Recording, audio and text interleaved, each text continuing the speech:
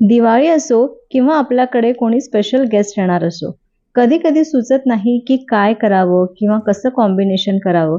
तर आज मी एक मस्त स्पेशल थाळी शेअर करत आहे, ज्यामुळे तुमचा हा महत्त्वाचा प्रश्न सुटेल की आज मी स्पेशल काय करू. ही दिवाळी स्पेशल थाळी करायला मला 1 ते 1.5 तास लागलेला आहे. आणि या थाळीमधले सगळे पदार्थ थोडेसे वेगळे आहे किंवा थोड्या वेगळ्या पद्धतीने केलेले आहे.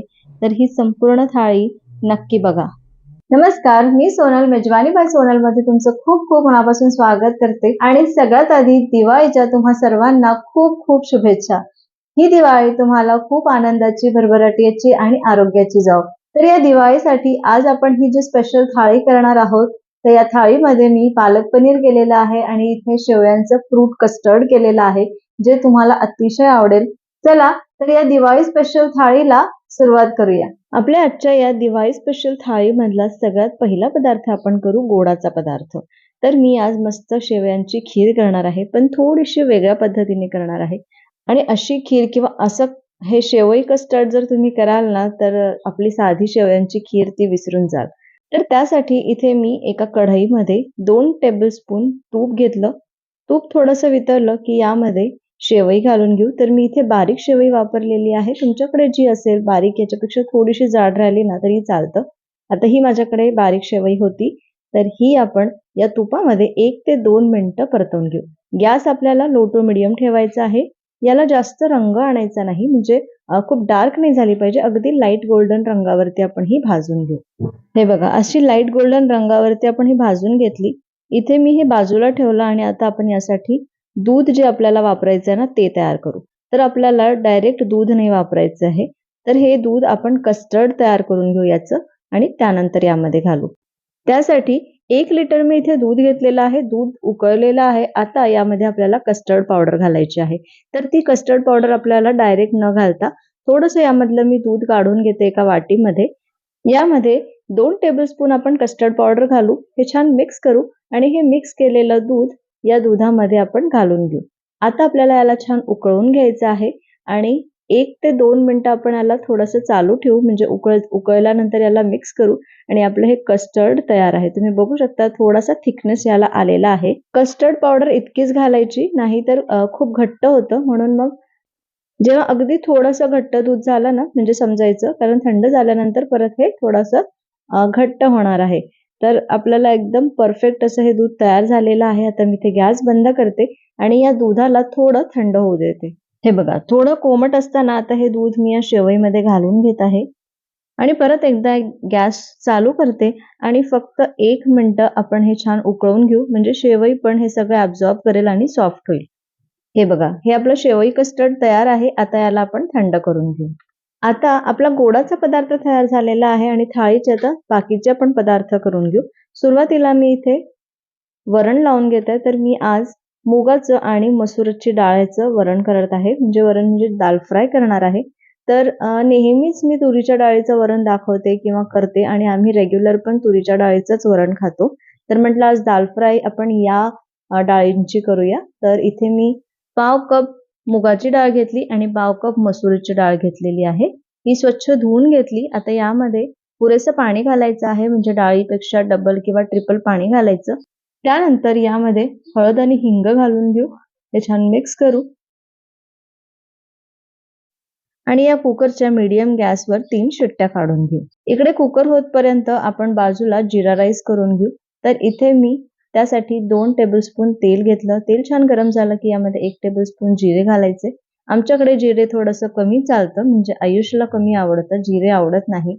म्हणून मी थोडे कमी घालते. तुम्ही जिरा राईसला भरपूर जिरा घालून पण हा जिरा राईस तयार करू शकता. जर तुम्हाला जिरे जास्त आवडत असेल तर तुम्ही इथे 2 टेबलस्पून जिरे घालू शकता. मी इथे 1 कप तांदूळ घेतलेला आहे आणि 1 कप तांदूळ हा बासमती राईस आहे आणि हा मी स्वच्छ धुवून घेतला आणि त्यामध्ये थोडंसं पाणी घालून 15 ते 20 मिनिटं हा बाजूला ठेवून दिला होता. आता हा राईस आपण यामध्ये घालून घेऊ आणि पुरेसं पाणी घालू. तर मी इथे 1 कप राईसला 2 कप पाणी घातलं. हे अगदी परफेक्ट प्रमाण आहे, कारण जेव्हा आपण बाहेर शिजवतो तांदूळ तर थोडंसं पाणी जास्त लागतं. जर तुम्ही कुकरमध्ये राईस लावत असाल तर 1 कप तांदळाला 1.25 कप इतकं पाणी घाला, म्हणजे अगदी परफेक्ट छान मोकळा तुमचा राईस तयार होईल. तर आता इथे मी हा तांदूळ व्यवस्थित एकदा मिक्स करून घेते. यामध्ये चवीपुरतं मीठ घालून घेतलं आणि आता याला झाकून 5 मिनिटं मीडियम गॅसवर हा तांदूळ शिजू देऊ. एकीकडे आपला राईस पण शिजतो आहे आणि आता इथे मी भाजीची तयारी करून घेते. तर आज आपण आपल्या थाळीमध्ये पालक पनीर आणि फ्लावरची भाजी करणार आहोत. तर इथे पालक पनीरची मी तयारी सुरुवातीला करत आहे. त्यासाठी इथे मी एका पॅनमध्ये भरपूर पाणी घेतलं. आता आपल्याला पालक ब्लांच करून घ्यायचं आहे. त्यासाठी 10-12 मी इथे काजू घेतलेले आहे, कारण आपण ग्रेव्हीमध्ये थोडेसे काजू पण घालू. आणि इथे पालक मी एक जोडी जो घेतला होता तो स्वच्छ धुवून याच्यामध्ये घातला, ब्लांच करून घेतला, थंड करून घेतला आणि पेस्ट तयार करून घेतली. पण इथे कॅमेरा माझा बंद होता, मला लक्षातच आलं नाही आणि मी प्युरे पण तयार करून घेतलेली आहे. आता ही पालक पनीरची ग्रेव्ही आपण तयार करू. तर त्यासाठी इथे 3 टेबलस्पून मी तेल घेतलं. तुम्ही तेलासोबत थोडंसं बटर पण ऍड करू शकता. त्यानंतर यामध्ये मी 1 टेबलस्पून आलं लसूण पेस्ट घालून घेतली. आता यामध्ये पाव चमचा हळद घालू, 2 टेबलस्पून तिखट आणि 1 टेबलस्पून धणे जिरे पूड घालू. हे मी तेलातच घालत आहे, म्हणजे ग्रेव्हीला रंग छान येतो. आता जी मी पालक प्युरे तयार केली होती ती यामध्ये घालून घेते आणि याला छान मिक्स करून घेऊ. या मिक्सरच्या पॉटमध्ये मी थोडं पाणी घातलं, अर्धा कप, आणि ते पण यामध्ये घातलेलं आहे. आणि आपल्याला आता ही ग्रेव्ही छान तेल सुटेपर्यंत परतवून घ्यायची आहे. ही ग्रेव्ही छान उकळतपर्यंत मी इथे पनीर फ्राय करून घेत आहे. त्यासाठी एका पॅनमध्ये 2 टेबलस्पून तेल घेतलं. तेलाच्या ऐवजी तुम्ही बटर पण घेऊ शकता. त्यानंतर इथे मी पाव किलो पनीर असे क्यूबमध्ये कट करून घेतले, ते यामध्ये घातले. आणि आता वरून थोडंसं मीठ यामध्ये घालू, थोडंसं तिखट घालू, म्हणजे पनीरला पण छान चव येईल. आणि अगदी लाईट गोल्डन रंगावरती हे पनीर मस्त फ्राय करून घेऊ. हे बघा, इकडे आपले पनीर पण मस्त गोल्डन ब्राऊन रंगावरती छान तळून झालेले आहे आणि इथे ग्रेव्ही पण छान उकळलेली आहे. मी आता मीठ टाकत आहे, कारण सुरुवातीला मी मीठ टाकायचं विसरले. आणि हे तर छान मिक्स करू. आणि आता ही जी पनीर आहे आपण फ्राय केलेलं ते पण यामध्ये घालू आणि 1 मिनिट याला उकळू देऊ. आता आपल्या या दिवाळी स्पेशल थाळीचा पुढचा पदार्थ करू. तर दुसरी जी भाजी आपण करणार आहोत ती करून घेऊ. तर मी इथे फ्लावर आणि मेथीची मिक्स भाजी करत आहे. त्यासाठी मी इथे एका कढईमध्ये 3 टेबलस्पून तेल घेतलं. तेल छान गरम झालं. यामध्ये मोहरी घातली. मोहरी पण छान तडतडली आहे. आता यामध्ये 1 टेबलस्पून आलं लसूण पेस्ट घालू आणि हे छान मिक्स करून घेऊ. इथे कढई माझी थोडी गरम झालेली आहे, कारण थोडीशी पातळ कढई आहे असं मला वाटलं. कारण ही माझी नवीन कढई आहे आणि पहिल्यांदाच आज मी यामध्ये भाजी करत आहे. तर मला काही अंदाज आला नाही, तेल जास्त गरम झालं. त्यानंतर यामध्ये मी हळद, तिखट आणि मीठ पण घालून घेतलेलं आहे. आणि लगेचच यामध्ये मी फ्लॉवर घालून घेते. तर इथे मी 2 कप फ्लॉवर असा छान बारीक चिरून घेतला होता, तो घातला. आणि आता हे छान मिक्स करून घेऊ. सोबतच इथे मी 1 मीडियम साईजचा टोमॅटो बारीक चिरून घातलेला आहे. मीठ घालून घेऊ चवीपुरता. मी सुरुवातीला मीठ नव्हतं घातलं. त्यानंतर 1 टेबलस्पून मी इथे धणे जिरे पूड घातली आणि 2 कप यामध्ये मेथी घातलेली आहे. मेथी स्वच्छ धुवून चिरून घेतली, 2 ते 3 वेळा धुवून घेतली आणि मग चिरून घेतली आणि ही मेथी यामध्ये घालू आणि आता याला छान मिक्स करू. आणि मेथीमध्ये जे पाणी सुटतं ना, त्या पाण्यातच हे फ्लावर पण छान शिजतं, म्हणून वरून पाणी वगैरे अजिबात घालायचं नाही आणि यावरती झाकायचं सुद्धा नाही. आणि आता हे छान मिक्स करू आणि लो टू मीडियम गॅसवर आपल्याला ही भाजी शिजवून घ्यायची आहे. या मेथीमधलं सगळं पाणी किंवा या भाजीमधलं सगळं पाणी आटतपर्यंत ही शिजवून घेऊ. आणि शेवटी बघायचं आहे की फ्लावर शिजला का. जर फ्लावर शिजलेला असेल आणि पाणी असेल तरी थोडा वेळ गॅस चालू ठेवायचा आणि पूर्ण पाणी सुकतपर्यंत आपल्याला ही भाजी छान शिजवून घ्यायची आहे. तर या पद्धतीने मी ही फ्लावर मेथीची भाजी केली. तुम्ही मेथीच्या ऐवजी बटाटा वापरू शकता किंवा मटार असेल तर मटार वापरू शकता. ऍक्च्युली मला मटारचीच भाजी करायची होती, पण मार्केटमध्ये मला मटार अजून सापडले नाही, मिळाले नाही. त्याच्यामुळे मी मटार न वापरता मग मेथी वापरलेली आहे. त्यानंतर आता रायता करून घेऊ. तर त्यासाठी मी इथे अर्धा कप दही घेतलं.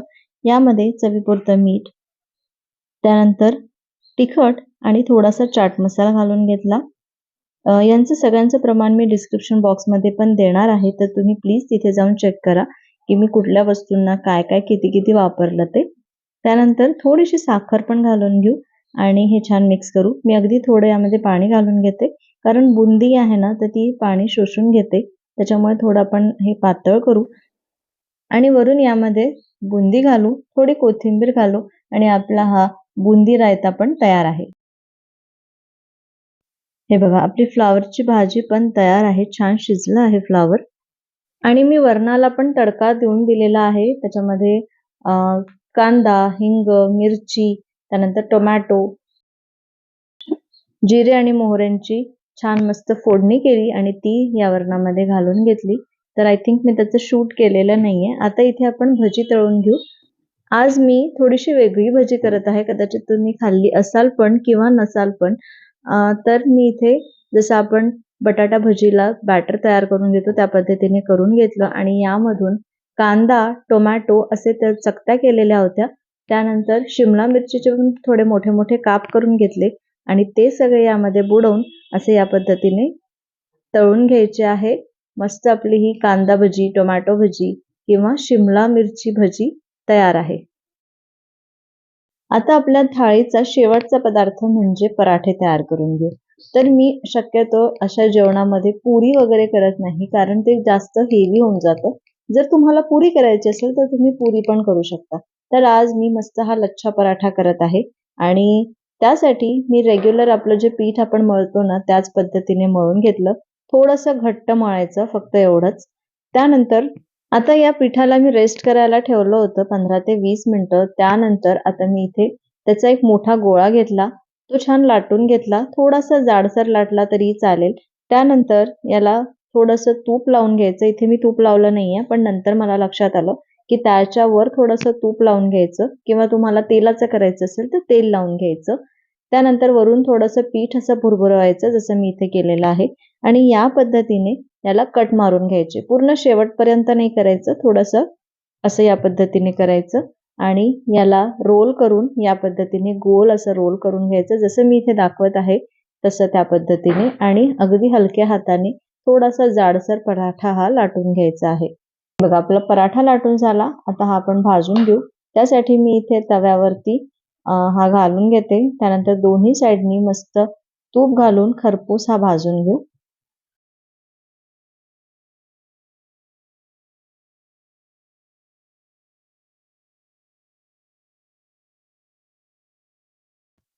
हे बघा, आपला हा मस्त पराठा खरपूस भाजून घेतलेला आहे आणि आता याच पद्धतीने मी सगळे पराठे तयार करून घेतले आणि आपली ही दिवाळी स्पेशल थाळी संपूर्ण तयार झालेली आहे.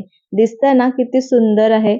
आणि मस्त आपण इथे दाल तडका केलेला आहे. तुम्ही बघू शकता मी वरणाला असा तडका देऊन दिलेला आहे. त्यानंतर फ्लावर मेथीची भाजी आहे, पालक पनीरची भाजी आहे. तर ही पालक पनीरची भाजी ना नक्की करून बघा, खूप मस्त झाली होती.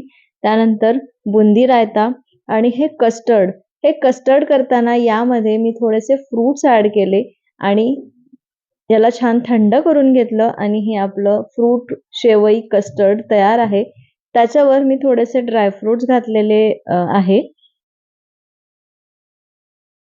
आपली ही भाज्यांची भजी तयार आहे, म्हणजे कांदा भजी, टोमॅटो भजी, मिरची भजी आणि आपले पराठे पण तयार आहे. जीरा राईस मी वाढून घेतलेला आहे आणि तुम्ही बघू शकता इतकी कलरफुल आपली ही थाळी तयार आहे.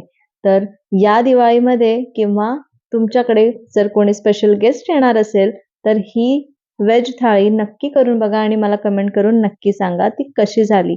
किंवा या दिवाळीला या थाळीपैकी तुम्ही कुठला पदार्थ केला हे पण मला कमेंट करून नक्की सांगा. ही रेसिपी आवडली असेल आणि हा माझा व्हिडिओ आवडला असेल तर एक लाईक करा, कारण हा व्हिडिओ किंवा थाळी करण्यासाठी भरपूर वेळ जातो. जरी आपण म्हटलं की 1 तासात होत असेल, काय होतं 1 तास म्हणजे आपण जर कंटिन्यू स्वयंपाक करत राहिलो तर आपला हा 1 तासात तर होणार. पण जर मी शूट करत करत हे जर करत असेल ना तर त्याला थोडासा वेळ जातो. तर प्लीज व्हिडिओला एक लाईक नक्की करा. चॅनलवर नवीन असाल आणि अजूनपर्यंत चॅनलला सबस्क्राईब केलं नसेल तर प्लीज सबस्क्राईब करा. पुन्हा भेटते अशाच मस्त मस्त रेसिपीज सोबत. तोपर्यंत बाय.